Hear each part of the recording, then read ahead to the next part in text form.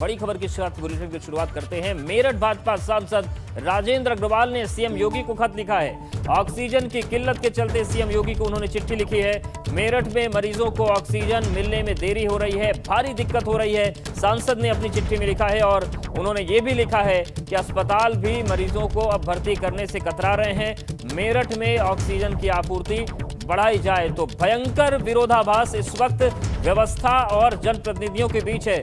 जनप्रतिनिधि मुख्यमंत्री को चिट्ठी लिख रहे हैं कि ऑक्सीजन नहीं मिल रही है, अस्पताल बेड होने के बावजूद लोगों को भर्ती नहीं कर रहे हैं। ये बात सांसद कौशल किशोर ने लिखी थी और सांसद राजेंद्र अग्रवाल ने भी चिट्ठी लिखी है कि मेरठ में बहुत दिक्कत है, ऑक्सीजन की आपूर्ति बढ़ाई जाए। जबकि टीम 11 मुख्यमंत्री को लगातार ये फीडबैक दे रही है कि पूरे प्रदेश में सब कुछ बहुत अच्छा चल रहा है। लेकिन सवाल यह है कि अगर बहुत अच्छा चल रहा है तो एक के बाद एक सांसद और राज्य मंत्री ये चिट्ठियां क्यों लिख रहे हैं? बीजेपी सांसद कौशल किशोर ने भी सीएम को चिट्ठी लिखी है। कोविड मरीजों के इलाज न होने पर खत लिखा। अस्पताल में बेड खाली होने के बावजूद इलाज नहीं मिल रहा है और इलाज के अभाव में मरीजों की मौत पर केस दर्ज करने की मांग उन्होंने की है। सांसद ने केजीएमयू और बलरामपुर अस्पताल का जिक्र किया। केजीएमयू कुलपति की छुट्टी पर जाने पर भी उन्होंने सवाल उठाए। तो मेरठ के सांसद, उसके बाद कौशल किशोर सांसद और राज्य मंत्रियों ने भी चिट्ठी इस मामले में लिखी है। तो दो सांसदों के बाद अब बात करते हैं दर्जा प्राप्त राज्य मंत्री सुनील भराला की। सीएम को उन्होंने चिट्ठी लिखी है। कोविड से बचाव के लिए जरूरी कदम उठाने की मांग की है। अस्पतालों को बेड और ऑक्सीजन की अलग से व्यवस्था करने की मांग उन्होंने की। उन्होंने कहा कि मेरठ में रोजाना सामने आ रहे हैं 1500 से ज्यादा नए केस और ऐसे में जो समुचित व्यवस्था है वो सरकार जल्द से जल्द करे। तो 3 चिट्ठियां लिख दी गई, 3 बड़े लोगों ने चिट्ठियां लिखी और ये चिट्ठियां बताती हैं कि जो दावे हो रहे हैं वो दावे जमीन पर नहीं है, केवल प्रशासनिक अफसरों के द्वारा, सचिवों के द्वारा, टीम 11 के द्वारा बनाए गए आंकड़े हैं। और आंकड़ों की असल हकीकत क्या है वो बीजेपी सांसद लखनऊ, उसकी दवा कौशल किशोर उन आंकड़ों को पोल खोल रहे हैं। बीजेपी सांसद मेरठ राजेंद्र अग्रवाल उन आंकड़ों की पोल खोल रहे हैं और दर्जा प्राप्त राज्य मंत्री सुनील भराला उन आंकड़ों की पोल खोल रहे हैं और मांग कर रहे हैं कि व्यवस्थाएं सुधारिए, क्योंकि हालत बहुत खराब है। कहीं ऑक्सीजन नहीं मिल रहा, कहीं बेड नहीं मिल रहा और कहीं व्यवस्था पूरी तरीके से चरमरा चुकी है। और विवेक त्रिपाठी हमारे साथ लखनऊ से जुड़ गए हैं। विवेक, जिस तरीके की परिस्थितियां बनी हुई हैं, मुख्यमंत्री जी ने कहा कि व्यवस्थाएं दुरुस्त हैं, सब कुछ मौजूद है और कुछ ऐसे कल उन्होंने प्रेस कॉन्फ्रेंस में ये भी कहा था कि कुछ जर्नलिस्ट गलत रिपोर्टिंग कर रहे हैं। लेकिन ये जो सांसद हैं, जो दर्जा प्राप्त राज्य मंत्री हैं, इनकी चिट्ठी है और इसी पार्टी के ये लोग हैं। कम से कम इनकी चिट्ठी तो बताती है कि या तो मुख्यमंत्री जी को गलत फीडबैक दिया जा रहा है या फिर ज्यादा दिक्कतें बढ़ गई।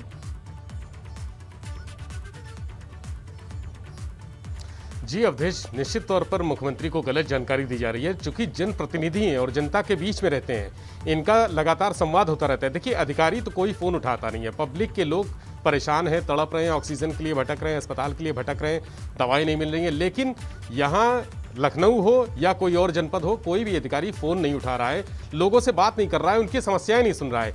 2 दिन पहले जो मुख्यमंत्री ने रात में बैठक की थी, सभी जिलों के जो एसपी हैं, पुलिस प्रभारी हैं, जिलाधिकारी हैं, मंडल कमिश्नर हैं, उनकी बैठक में कहा भी था कि जनता से संवाद करें, उनके फ़ोन उठाएं, उनसे बातचीत करें, उनको वस्तु स्थिति से अवगत कराएं। लेकिन अधिकारी फ़ोन नहीं उठा रहे हैं। अधिकारी सिर्फ मुख्यमंत्री को गलत फीडबैक दे रहे हैं कि यहाँ पर सब ठीक है, ज़मीनी हालात दुरुस्त हैं, लेकिन हकीकत कुछ और है। और ये हकीकत जनप्रतिनिधि के माध्यम से मुख्यमंत्री तक पहुँच रही है। मोहनलालगंज के सांसद कौशल किशोर तमाम बार पत्र लिख चुके हैं। उन्होंने अपने वीडियो भी जारी किए हैं, जो उनके पास लोग आते हैं, समस्या बताते हैं अपनी कि अस्पताल में भर्ती नहीं किया जा रहा है, अस्पताल से भगाया जा रहा है, टरकाया जा रहा है। तो ऐसे उन्होंने वीडियो भी अपने पोस्ट किए हैं सोशल मीडिया पर। इन वीडियो के जरिए बताने की कोशिश की है कि देखिए हालात कितने खराब हैं। मुख्यमंत्री को जो फीडिंग दी जा रही है अधिकारियों से, वो गलत फीडिंग दी जा रही है, उनको गलत आंकड़े दिए जा रहे हैं। जो भी जानकारियां मुख्यमंत्री के स्तर से आती हैं वो उन्हीं अफसरों के स्तर से आती हैं जो उनको गुमराह कर रहे हैं। यह सिलसिला लगातार चल रहा है, इसीलिए जनप्रतिनिधियों ने पत्र के माध्यम से मुख्यमंत्री को बताया है। देखिए, मेरठ एक ऐसा जनपद है जहां पर कोरोना की दूसरी लहर को मजबूरी में खत लिखा होगा। इन लोगों ने उन अफसरों से जरूर बात की होगी कि हमारे यहाँ व्यवस्था सुधारिए, और जब इस तरीके की चिट्ठियां लिखकर सार्वजनिक की जाती हैं तो कहीं न कहीं मजबूरी होती है।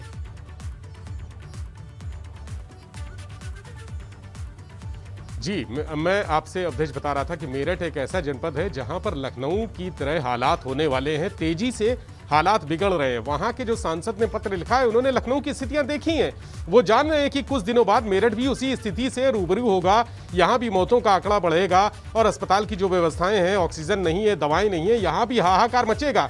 इसीलिए उन्होंने पहले से अपनी तैयारियां कर ली हैं और मुख्यमंत्री को ये जानकारी देने की कोशिश की है, अवगत कराने की कोशिश की है कि देखिए हालात बिगड़ रहे हैं। और यहाँ पर अफसर, चूंकि जनप्रतिनिधि जनता के साथ अफसरों से भी संपर्क में रहते हैं, उनको सारी स्थितियां मालूम है कि किस तरह से क्या चल रहा है और क्या होने वाला है। जनता उनको बताती है कि यहाँ पर दिक्कत है।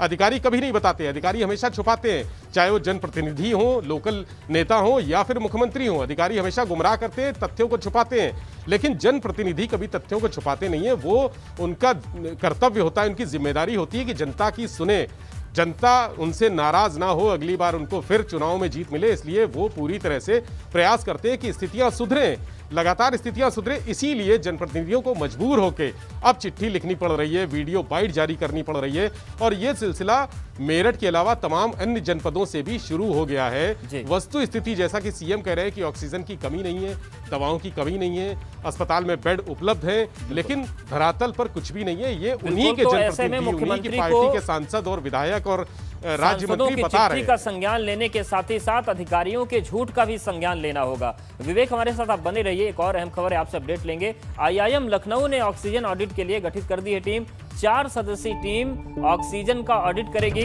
प्रोफेसर सुरेश जाखड़ के नेतृत्व में टीम बनाई गई है। ऑक्सीजन की मांग, आपूर्ति और इसमें आ रही दिक्कतों पर रिपोर्ट तैयार होगी। प्रदेश सरकार ने ऑक्सीजन संकट को देखते हुए ऑडिट कराने का फैसला लिया है। IIM Lucknow, IIT Kanpur, IIT BHU के साथ एकेटीयू, एमएमटीयू, एचबीटीयू और एमएनआईटी भी ऑडिट में सहयोग करेंगे।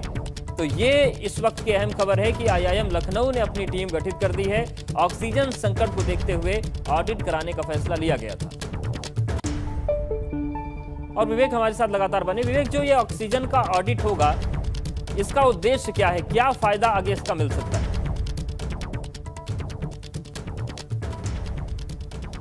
जी अवधेश, देखिए ऑक्सीजन की स्थिति लगातार खराब होती गई है। राजधानी लखनऊ के अलावा तमाम अन्य जनपदों में ऑक्सीजन उपलब्ध नहीं है। कंटेनर मंगाए जा रहे हैं, बाहर से आ रही है ऑक्सीजन, लेकिन फिर भी सप्लाई दुरुस्त नहीं हो पा रही है। कहां पर कमी है, व्यवस्था कहां गड़बड़ा रही है? ऑक्सीजन आ रही है लेकिन अस्पतालों तक नहीं पहुंच रही है। क्या ऑक्सीजन की स्थिति है, कितनी डिमांड है, कितनी ज़रूरत है? होम आइसोलेशन में कितने लोग हैं, उनको कितनी ज़रूरत है? अस्पतालों में कितने लोग हैं, उनको कितनी ज़रूरत है? अस्पताल की वर्तमान खपत क्या है और भविष्य में क्या खपत होने वाली है? जैसा कि 4 दिन में कोरोना को लेकर हाहाकार मचने वाला है। जैसा कि नीति आयोग ने कहा है कि 4 दिन में यूपी में 1 लाख से ज़्यादा मरीज रोज आने शुरू हो जाएंगे और ऑक्सीजन वाले बेड, आइसोलेशन वाले बेड और इसके अलावा वेंटिलेटर का संकट होगा। तो इन सब चीज़ों को लेकर प्रोफेसर सुरेश जाखड़ है, आईआईएम के प्रोफेसर, उनके नेतृत्व में एक 4 सदस्यीय कमेटी गठित की गई है। ये कमेटी स्टडी करेगी कि ऑक्सीजन की सप्लाई कितनी हो रही है, कितनी ज़रूरत है और जो सप्लाई होने वाली है अस्पतालों में या चल रही है या आगे की जानी है, उसको लेकर कौन कौन सी दिक्कतें आ रही हैं, कहाँ समस्याएं आ रही हैं। मुख्यमंत्री कह रहे हैं ऑक्सीजन है, उपलब्ध है, सरकार के मंत्री कह रहे हैं ऑक्सीजन उपलब्ध है, जबकि जमीन पर हाहाकार मचा हुआ है। तो अस्पतालों ने हाथ खड़े कर दिए हैं, बलरामपुर और लोग जाती है। विवेक हमारे साथ अब बने रहिए। लखनऊ से एक और अहम खबर है। व्यापार मंडल ने 15 दिन के पूर्ण लॉकडाउन लगाने की मांग की है। व्यापार मंडल की कोर कमेटी की वर्चुअल बैठक में यह मांग उठाई गई है कि जरूरी सामान की खरीद फरोख्त के लिए भी टाइमिंग फिक्स किया जाए।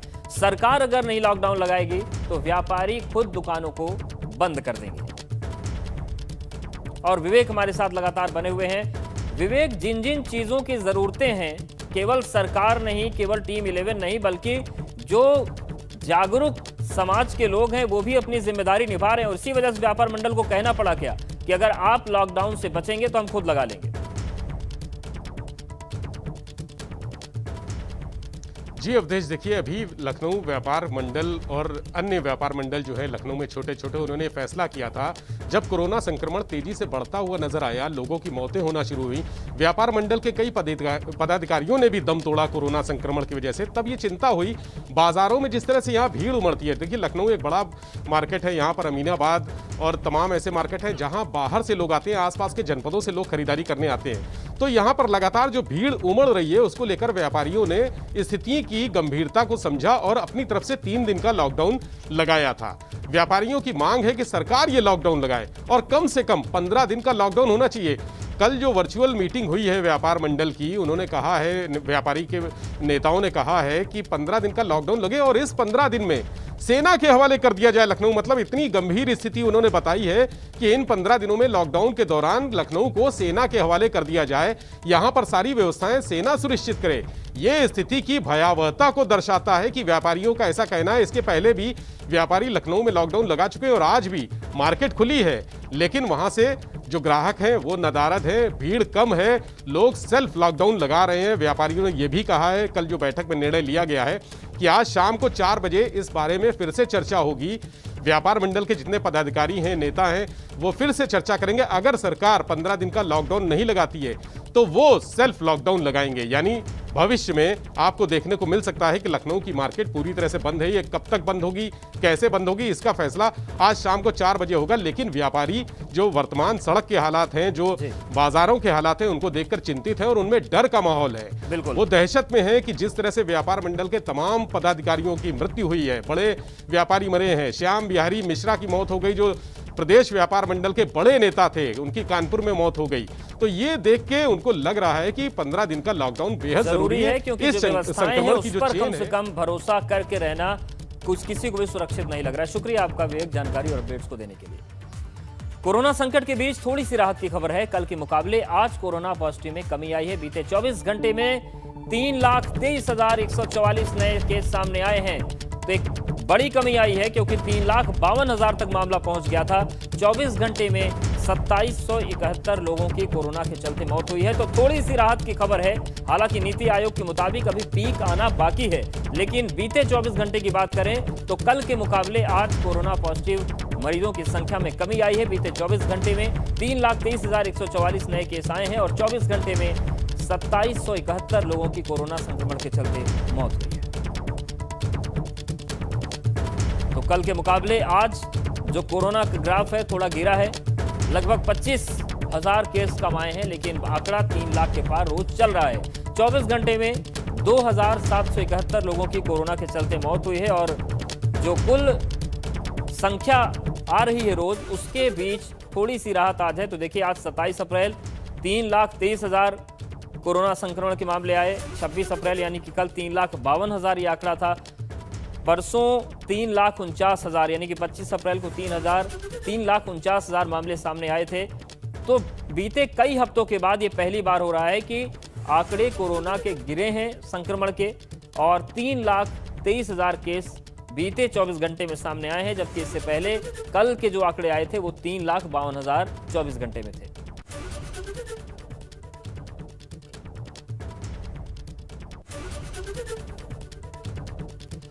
और देखिए, बीते और 3 दिन की हम रिपोर्ट आपको दिखाते हैं। 22 अप्रैल को 3,14,000 मामले आए थे, फिर 23 अप्रैल को यह मामला आंकड़ा बढ़ा और 3,32,000 हो गया। 24 अप्रैल को यही आंकड़ा 3,46,000 हुआ, फिर 25 को यह आंकड़ा थोड़ा और बढ़ा और 26 को 3,52,000 हुआ था, लेकिन आज 27 को 3,23,000 हो गया है।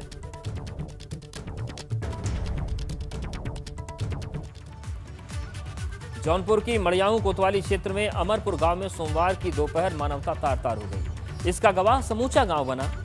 एक पति अपनी मृतक पत्नी को अकेला दाह संस्कार करने के लिए साइकिल से लेकर चल पड़ा। इसके बाद भी गांव वालों ने मानवता नहीं दिखाई, किसी की मानवता नहीं जागी।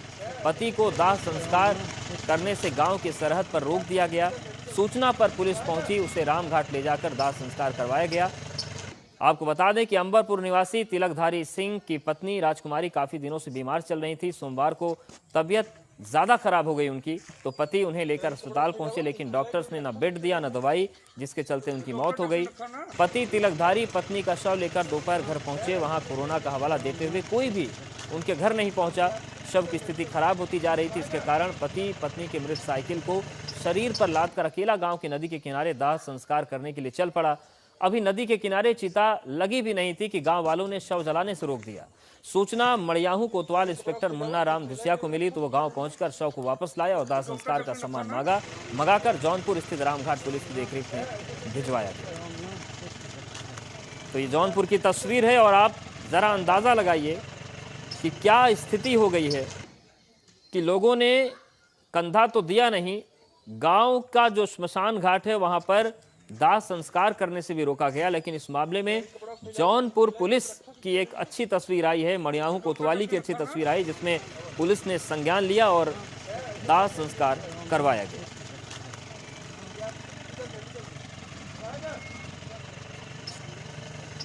और जावेद हमारे साथ जुड़ रहे हैं जौनपुर से। जावेद, लगभग कितनी देर तक ये स्थितियां गड़बड़ रही और फिर कैसे दाह संस्कार हो पाया? ये करीब 4 से 5 घंटे लग गए। ये युवक जो है ये अपनी पत्नी के शव को लेकर के दाह संस्कार के लिए बढ़ा था नदी की तरफ। जब गांव वालों को पता चला कि कोरोना पीड़िता थी जो जिसकी मृत्यु हुई है, तो उन लोगों ने मना कर दिया कि नदी के आसपास या गांव के आसपास दाह संस्कार हम नहीं करने देंगे। किसी तरह से सूचना मड़ियाहू पुलिस को मिली है, पुलिस मौके पर पहुंची है। काफी देर के बाद कफन दफन का इंतजाम किया गया है, फिर वहां से शव को राम घाट भेजा गया है। करीब 7-8 घंटे इसमें लग गए इस पूरे दाह संस्कार में। जी शुक्रिया जावेद जानकारी के लिए।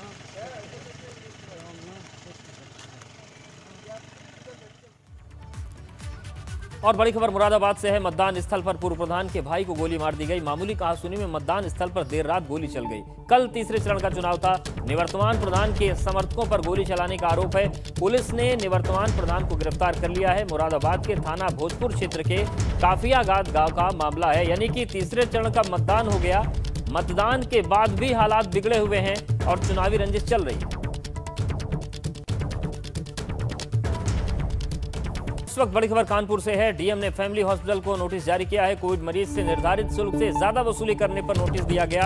अस्पताल का पक्ष आने के बाद आगे की कार्रवाई होगी। पैसे लेकर कोविड मरीज का शव ले जाने वाले एम्बुलेंस के ड्राइवर पर केस दर्ज किया गया है। एम्बुलेंस में शव ले जाने के लिए 3000 रुपए लिए गए थे, तो सरकार की तरफ से शुल्क निर्धारित है और उससे ज्यादा पैसा लेने पर यह नोटिस डीएम की तरफ से भेजा गया है।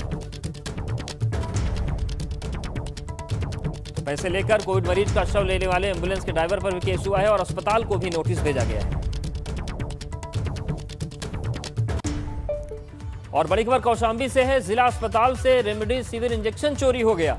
अस्पताल के स्टोर से 7 रेमडेसिविर इंजेक्शन चोरी हुए हैं। स्टोर इंचार्ज ने अफसरों को जानकारी दे दी है। मंझनपुर के जिला अस्पताल का ये पूरा मामला है। तो यही वो जीवन रक्षक इंजेक्शन है जो इस वक्त बहुत ज्यादा काम आ रहा है। ऑक्सीजन के बाद सबसे ज्यादा डिमांड इसी इंजेक्शन की है। लेकिन कौशाम्बी के जिला अस्पताल से 7 रेमडेसिविर इंजेक्शन चोरी हो गए। अस्पताल के स्टोर से ये 7 रेमडेसिविर इंजेक्शन चोरी हुए हैं। स्टोर इंचार्ज ने अफसरों को जानकारी दे दी है। मंझनपुर के जिला अस्पताल का ये पूरा मामला है।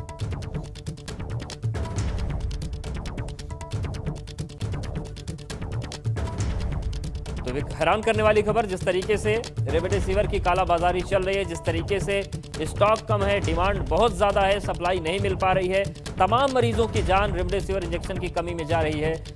उन सब के बीच कौशाम्बी से एक खबर आई है जहां पर जिला अस्पताल के स्टोर से 7 रेमडेसिविर इंजेक्शन चोरी हो गए। अभिसार हमारे साथ जुड़ रहे हैं। अभिसार, ये जो चोरी का मामला सामने आया है, स्टोर तो खुला रहता है, उसके बाद कौन दाखिल हुआ, कैसे दाखिल हुआ, क्या इसकी जांच शुरू हो रही है?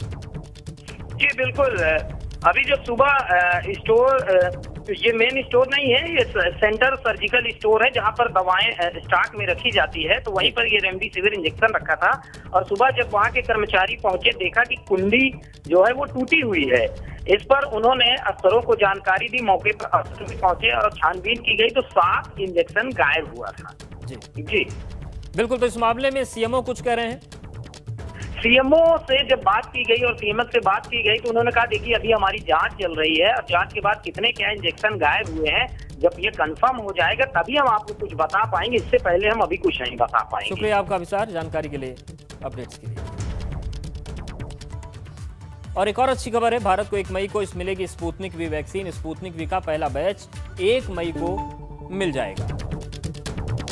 तो कोविशील्ड, कोवैक्सीन पहले से ही भारत के पास है और अब स्पुतनिक वी का पहला बैच भी 1 मई को भारत को मिलने जा रहा है। और वैक्सीनेशन की जो रफ्तार बढ़ाई जानी है उसमें भारत को काफ़ी मदद मिलेगी, क्योंकि 1 तारीख से जो 18 वर्ष या उससे ऊपर के लोग हैं सभी को वैक्सीनेशन होना है। ऐसे में एक और वैक्सीन का आना उस वैक्सीनेशन की रफ्तार को बढ़ाएगा।